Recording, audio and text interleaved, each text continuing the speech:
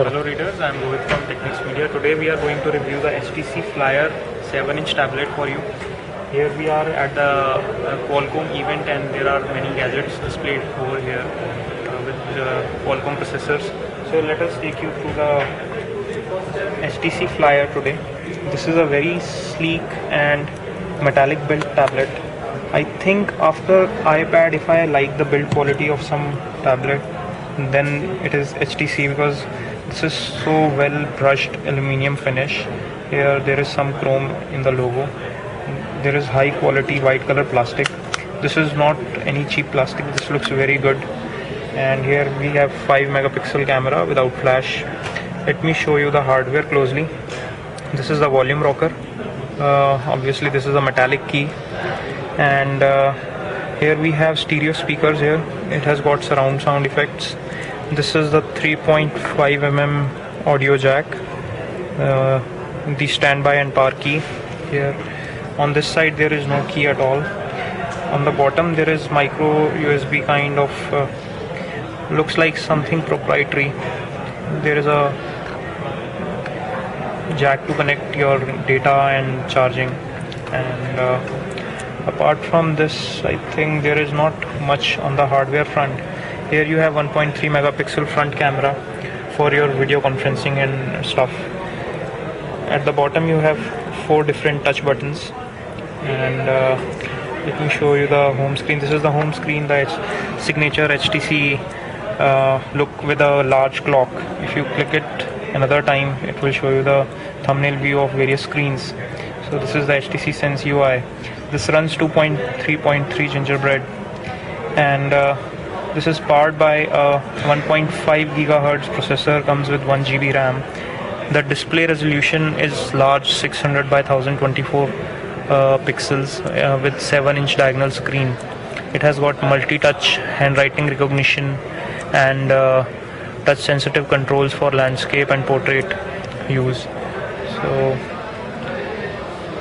pretty slick, I should say. Apart from this, this comes with 32 GB of storage and has micro SD slot, so you can increase the memory. On the network front, it supports GPRS, Edge, 3G, wireless LAN, Bluetooth, and the camera at the rear, which we showed you, is 5 megapixel. The front camera is 1.3 megapixel. It has push-mail support. I'm not sure that is available in India or not. It comes with the assisted GPS, so there is no GPS hardware chip, but it does come with the assisted GPS. It has got digital compass and all the other standard features of the Android that you have are like Gmail services, Google Maps, YouTube, Picasa integration, etc. So all in all, this is a pretty sleek tablet with a very good display resolution. You can watch your videos and make notes. And one interesting thing about it is these touch keys. When you turn it, the touch keys also shift. So here you see home, menu and back key, and here is the handwriting recognition key. And once you turn it, all these keys come here. So this is a pretty impressive and interesting feature, and it's so fluid in its interface. It looks so good while it is in hand. There is a shelf here. You can also use it as the PDF reader, and this is pretty good to hold in hand. Lightweight, comes with a large battery of 4000 milliampere hour, and can give you up to a long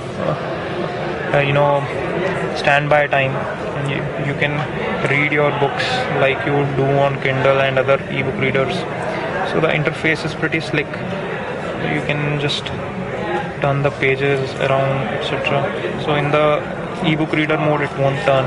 So even if you are lying down and reading a book, it will give you a good experience. Apart from this, it is pretty much standard in terms of the Android interface. It comes with all the goodness of 2.3.3 Android, and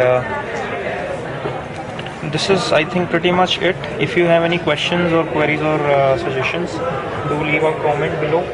Thanks for watching.